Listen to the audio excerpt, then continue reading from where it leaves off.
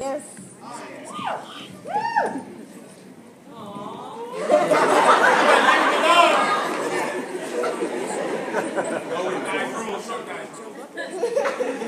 Alright, I'm Justin and I represent West Springfield. Hey, has anyone here seen my innocence? Because I was kind of wondering where it went. And I know mine probably looks a lot different from yours, but ask yourself, what is innocence really? What would you consider innocent? I mean, would it be innocent for a kitten to playfully kill a rat? Or how about the innocence of a child asking a paraplegic, hey, mister, why are your legs so weird? See, because that kid may not mean any harm by what he says, but he's oblivious to alter what he thinks for others. See, I had good times in my innocence. It filled most of my normal days with delight and purity and kept the evil things from hurting me. What made me afraid of the dark all these years and showed only one side of all my fears, only the bad side, the darkness that harnesses my pure imagination. My innocence is about this big, bright eyes with the sweetest smile. Messy hair because it doesn't care what other people see, so it hasn't been combed in a while.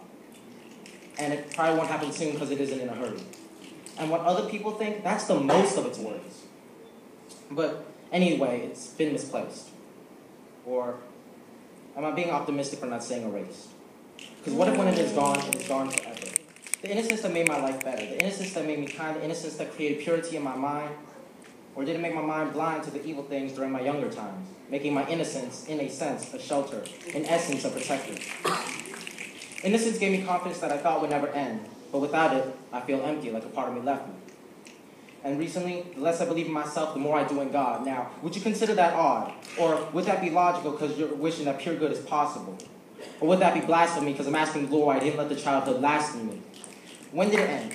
When did you stop saying hi to a female just because you wanted to make a new friend?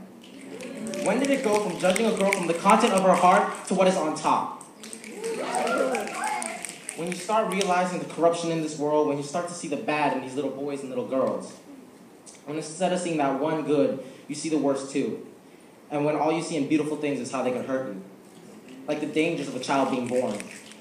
Or like finding a rose on the street and only seeing the thorns.